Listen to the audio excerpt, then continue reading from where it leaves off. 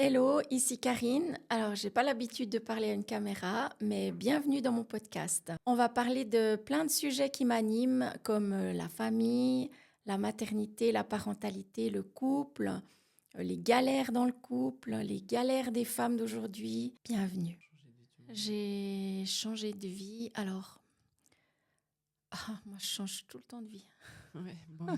Je, C'est quoi qui a eu je le suis gros une changement? hyperactive de vie. Ouais, c'est vrai. Non, j'ai eu plusieurs moments clés dans ma vie. Et puis chaque fois, ça a été un cran de plus, en fait. Mais euh, peut-être qu'il faut remonter un peu plus loin.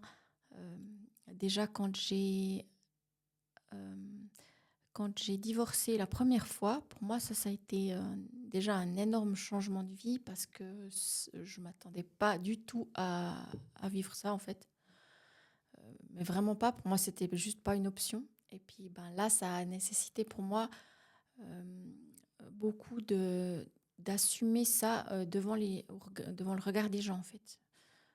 Plus que vis-à-vis de moi. Parce que je suis quand même encore d'une génération où ben, c'était pas autant courant que maintenant, même quand même déjà un peu, mais pas, voilà. Et puis, euh, et puis en fait, comme moi, je suis quelqu'un, je me juge beaucoup, donc forcément, enfin, ou je me jugeais beaucoup, mais j'y travaille. euh, bah forcément, je percevais beaucoup de jugements, alors que c'était peut-être pas vrai, mais de la part des gens. Donc ça a nécessité pour moi ça m'a pris du temps d'arriver à accepter ça et puis reconstruire un autre couple en même temps, en parallèle. Donc c'était très challengeant. Donc ça m'a permis déjà de progresser dans ce domaine-là, de lâcher un petit peu ce qui est parfait, pas parfait, etc. Donc ça a été un premier point clé. Ensuite, un autre gros tournant, ça a été quand j'ai décidé de m'autoriser à lâcher mon travail de dentiste, puis à dire que j'avais plus envie de faire ça. En fait, à me dire déjà à moi que j'avais plus envie de faire ça. Mais ça m'a pris des années, en fait. Déjà depuis le moment où je me suis dit, en fait, c'est pas vraiment ça que j'ai envie de faire. Même si j'ai toujours eu pas mal de plaisir à le faire, mais voilà. Et après, bah, de l'assumer, en fait, parce que bah, ce qu'on m'a le plus dit, c'est mais t'as fait toutes ces études et maintenant t'arrêtes, c'est dommage.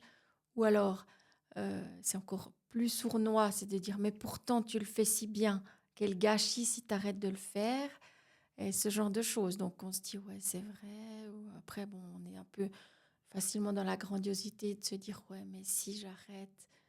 Bon, je fais une caricature, mais en mode si je le fais pas, qui le fera? Enfin, comme si on était les seuls de la planète à faire ça. Voilà. Donc il y a tout ce côté-là. Il y a un côté de redevabilité peut-être vis-à-vis de la famille ou des parents qui ont permis qu'on fasse des études et puis de ne pas assumer derrière jusqu'au bout. Enfin, il y a tout un tas de loyauté, des choses comme ça. Ouais. Et comment t'as réussi? Parce que dans ces moments-là, est-ce que tu sentais comme une espèce de, pas de burn-out, tu vois, mais de waouh, Mm. ma vie me saoule un peu, tu vois? Ouais.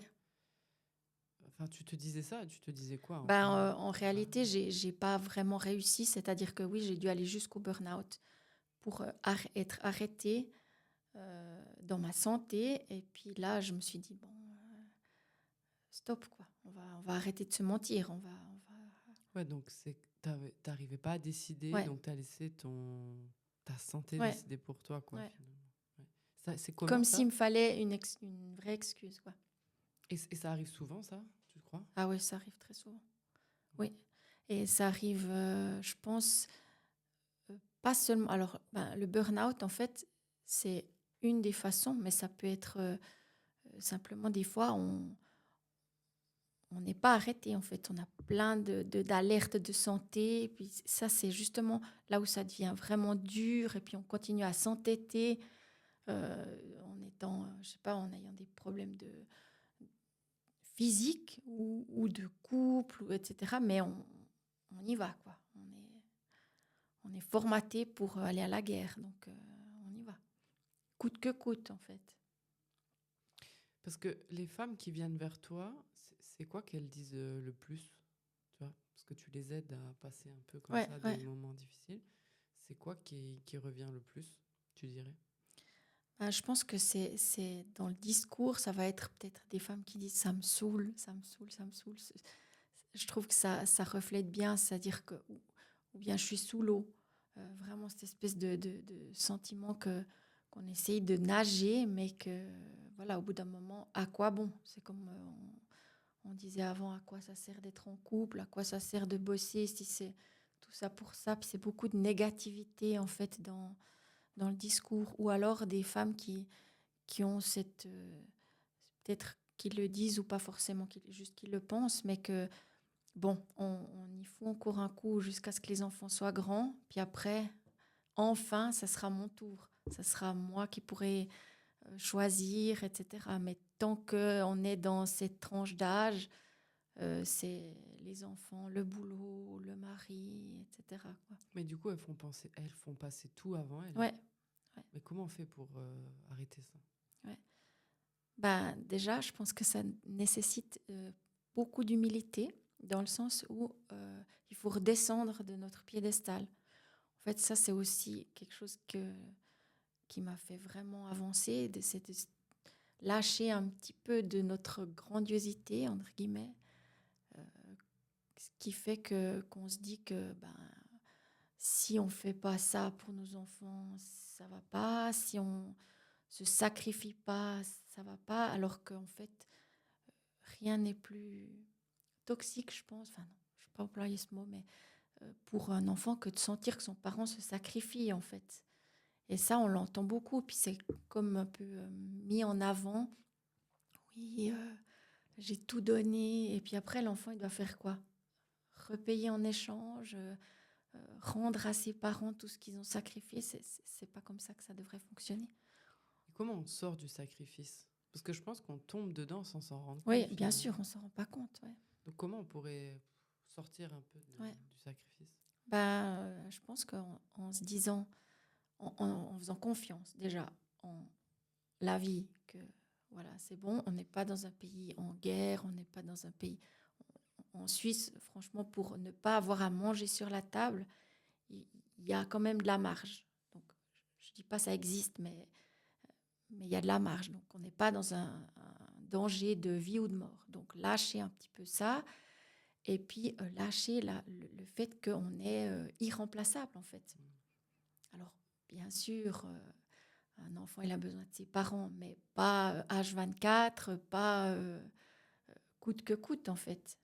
C'est vrai que enfin, ça, c'est ce que j'ai perçu de mes enfants, c'est qu'ils sont les premiers contents s'ils voient que les parents, ils ont du plaisir, qu'ils partent en week-end, ce genre de choses, même si peut-être ils vont dire « Oh non, je veux venir avec toi », mais après, ils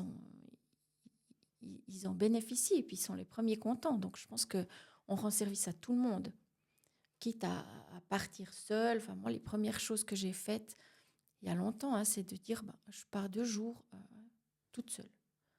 Puis, et puis la maison, bah, elle continue de tourner, quoi. Tant pis, débrouillez-vous. Mais... Et puis ça permet de se reconnecter à soi, puis de se dire bah, qu'est-ce que j'ai envie? Qu'est-ce que je veux? Est-ce que j'ai besoin de plus de sommeil? Est-ce que j'ai besoin de plus de temps seul?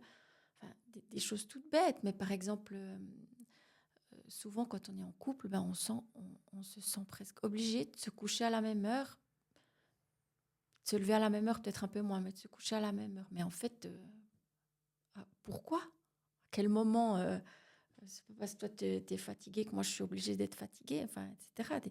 Ou alors, on se sent obligé de manger la même chose que l'autre. Typiquement, pourquoi? Enfin, donc ça, c'est des choses qui paraissent des fois un peu basiques, mais ça commence peut-être par là. Et comment ton entourage a réagi quand t'as dit bah non, mais je pars 2 jours, je me couche pas à la même heure? Enfin, Bah, alors, je pense que mon mari l'a assez bien réagi. Franchement, j'ai un mari génial, faut le dire. Mais parce que justement, lui, en fait, il bénéficie de ça aussi. Il voyait que franchement, d'avoir une meuf qui est tout le temps énervée, tout le temps négative, ça va pas, plutôt que d'avoir une femme qui est cool et épanouie. Le choix, il est vite fait, je crois. Donc, ouais. Et, et l'entourage, personne n'a vu le. Enfin, quand t'es parti 2 jours, personne n'a rien dit. Non, alors l'entourage, ouais, ben, alors, On a peur d'être jugé, tu vois. ouais, non, non, non, je crois pas que je me suis sentie jugée pour ça. Enfin, peut-être j'en étais déjà au stade où je me posais pas trop la question. Mais par contre, d'autres femmes, alors il y a les deux, il y avait deux sortes. Il y a celles qui, parce que forcément, ça leur renvoie à quelque chose. Pourquoi elles le font pas? Donc il y a celles qui disent, enfin, elles le disent peut-être pas forcément, mais ah, c'est n'importe quoi. Parce qu'en fait, pour elles, c'est pas possible de faire ça Mm. dans leur esprit. Et puis, il y a celles qui sont admiratives, puis qui se disent, ouais, en fait, pourquoi moi, je ferais pas ça aussi? Donc, ça donne un peu l'impulsion parfois. Et t'aimes bien ça, quand ça donne Ouais, j'aime l'impulsion? bien, bah oui, parce que je trouve que c'est pas grand-chose, mais plutôt que des fois, de rester et se plaindre, ben, il faut faire un truc, même si c'est pas le bon truc. Mais enfin, moi, je suis plutôt partisane de ça. Faire quelque chose, même si c'était pas juste, au moins on a bougé. Puis après, on peut recorriger s'il faut, mais ouais. Puis après, un autre truc, ça me fait penser à un autre Mhm. truc qui m'a vraiment beaucoup aidée. Ça, c'était plus au moment où je devais ressortir de mon burn-out, puis me remettre en mouvement, puis me dire, OK, alors je vais pas y retourner dans mon métier de dentiste, mais je vais faire différemment. C'était vraiment de bouger, mais juste bouger, marcher, quoi. Parce que c'est comme si de bouger le corps, ben, ça fait bouger les pensées, ça fait...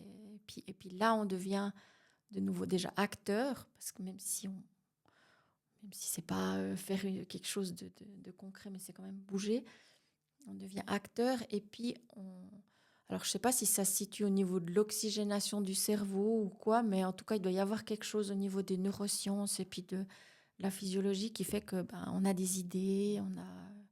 Voilà, donc ça, c'était le premier truc. Ouais. Ben, alors, avant de dire ce que pour moi ça veut dire se reconnecter à soi, j'aimerais juste rebondir sur tout ce qu'on entend, enfin en tout cas ce que moi j'entends, parce que forcément les réseaux ça trie un peu, mais j'entends beaucoup en ce moment des choses un petit peu, pas perchées, mais sur, voilà, qu'il faut être en connexion avec la Lune, les planètes, pour... bon, après, c'est pas pour critiquer, parce qu'il y a aussi des trucs intéressants là-dedans, mais ça me paraît, ça peut devenir très compliqué. Il y a le Human Design qui analyse, selon notre date de naissance, qui on est, quel type de personnalité on est. Enfin, avant ça, il y avait l'énéagramme, il y a tout un tas de trucs où on se dit, il faut savoir vraiment qu'est-ce qui nous correspond le mieux. Enfin, ça paraît parfois très, très compliqué. Euh, ça part dans tous les sens. Et puis, en fait, c'est à la portée de chacun, parce que finalement, c'est inné. En fait, c'est juste inné d'être connecté à soi. Et puis, il y a souvent du vécu, des fois, qui va plus loin que nous, mais ce qu'on a appris de nos parents, de nos grands-parents, etc., ce qui nous a été transmis dans les fonctionnements, les traditions familiales, l'éducation, tout ça, on est conditionné. Et par ces conditionnements, ben, on se coupe un petit peu typiquement de ce qu'on aurait envie de faire. Il y a pas si longtemps que ça, ben, on ne pouvait pas choisir vraiment un métier. On devait faire le métier qui était fait de père en fils. Bon, on n'est plus là-dedans, mais c'est pas forcément toujours très loin de ça. Et, et en fait, ben, c'est pas si compliqué de se reconnecter à soi. Il n'y a pas besoin d'avoir des diplômes, mais il faut s'arrêter, en fait, je pense, 2 minutes, respirer, et puis se demander bah, qu'est-ce qu'on aime vraiment, en fait. Qu'est-ce qui nous apporte de la joie, qu'est-ce qui nous fait plaisir, et pas qu'est-ce qui va faire plaisir à mon père, ma mère, etc. Ou qu'est-ce qui va faire que je vais être une bonne personne, bien vue des gens qui me côtoient, en fait, c'est ça. Mhm. Mais, alors, je dis, c'est pas compliqué parce que, voilà, c'est basique, mais après, ça nécessite d'acter. Donc, Ouais, parce que si je suis quelqu'un et j'arrive pas à savoir ce que je veux en ce moment, mhm. tu vois, je vais me dire c'est pas facile. Ouais, Donc, comment je pourrais faire, tu vois, première étape. ouais, pour savoir ce que tu veux. Ben, première étape, je dirais de lister peut-être les choses qui te font te sentir bien, ou peut-être même encore avant cette étape-là, de te poser la question comment tu aimes te sentir. Mhm. J'avais cette discussion avec un de mes fils là qui doit trouver un stage. Il est en train de finir ses études en fac et puis il doit trouver un stage dans une entreprise. Puis il me dit ouais, j'en sais rien parce que forcément il y a ce gap entre les études et la pratique. Et puis je lui disais ben au lieu de te dire ben je veux bosser dans une entreprise qui fait ça ou ça, pose-toi d'abord la question comment tu as envie de te sentir toute la journée dans le travail que tu ferais ou voilà. Est-ce que tu as envie d'être quelqu'un qui va être entouré de plusieurs personnes ou d'être seul dans une pièce? Est-ce que tu as envie de devoir décider ou tu as envie de faire une liste de choses qu'on t'aura dit de faire? Est-ce que tu as envie de faire tous les jours le même planning ou tu veux...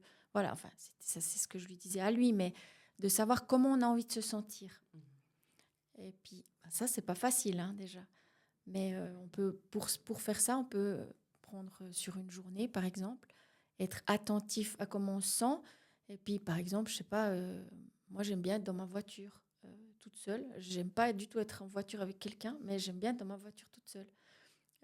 Mais pourquoi? C'est pas ma voiture en particulier, mais parce que j'aime bien être seule, parce que j'aime bien écouter un podcast ou écouter la musique que j'ai envie. Donc ça c'est ce que j'aime. Donc la personne qui veut essayer de savoir comment elle a envie de se sentir, ben, je lui dirais sur une journée d'être attentive à ces moments et puis noter ou mentalement, voilà, j'aime bien me sentir comme ça, j'aime bien. Et puis après, d'appliquer ça à quelles sont les activités qu'elle fait ou qu'elle pourrait faire qui lui feraient retrouver ces sensations-là. Je ne pense pas que quelqu'un aurait euh, aucun moment dans toute sa vie entière où elle n'a pas des moments où elle se sent bien. Ça peut arriver, mais je ne pense pas. J'espère que le podcast vous a plu. Si vous voulez aller plus loin, tout est dans la description.